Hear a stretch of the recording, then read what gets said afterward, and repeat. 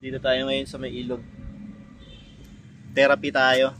Medyo inaatake ng vertigo. Tapos masakit na naman yung dito natin yung leeg.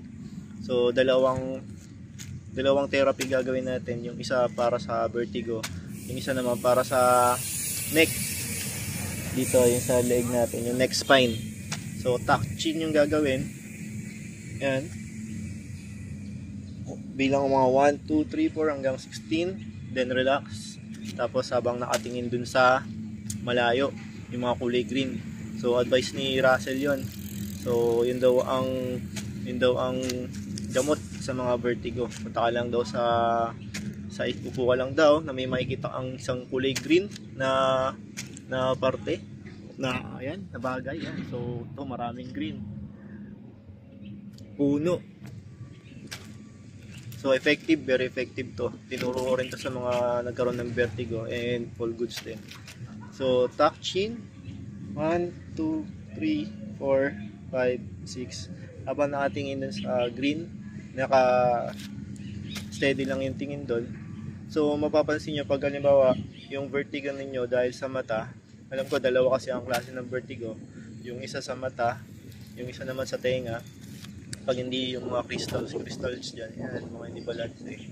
Yun, pag yung sa mata, pag yung namumuti yung paningin ninyo, so yan malamang vertigo sa mata yan, sa malabo yung paningin, so pag namumuti yun, so gawin nyo, punta lang kayo sa isang lugar, mas maganda sa park, tapos tingin lang kayo doon sa may pinakamalayong grid. And dahan-dahan mapapansin ninyo yung white na mga sa mata ninyo, medyo mawawala siya. Tapos makikita niya magiging katingkad na yung kulay green. Very effective. And kay Doc Russell ko natutunan yun. Kay Bruno Mars. May isa pa yung tuck chin. Pwede rin tuck chin. Tapos tingin sa kanan. Kaliwa pala. Yan bilang ulit.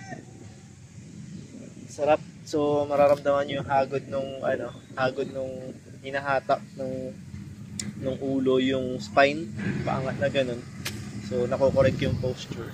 So pwede ito sa may mga scoliosis, therapy for scoliosis. So again, tuck chin, on, then turn right.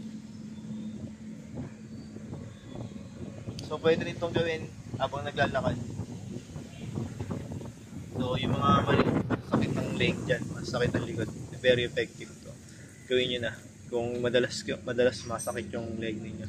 And meron din pala akong binibenta nung diba, yung neck tractor, yung nakasabit yung ulo. Pwede nyo rin gawin yun. So kagabi ginamit ko yun. Very good. All goods.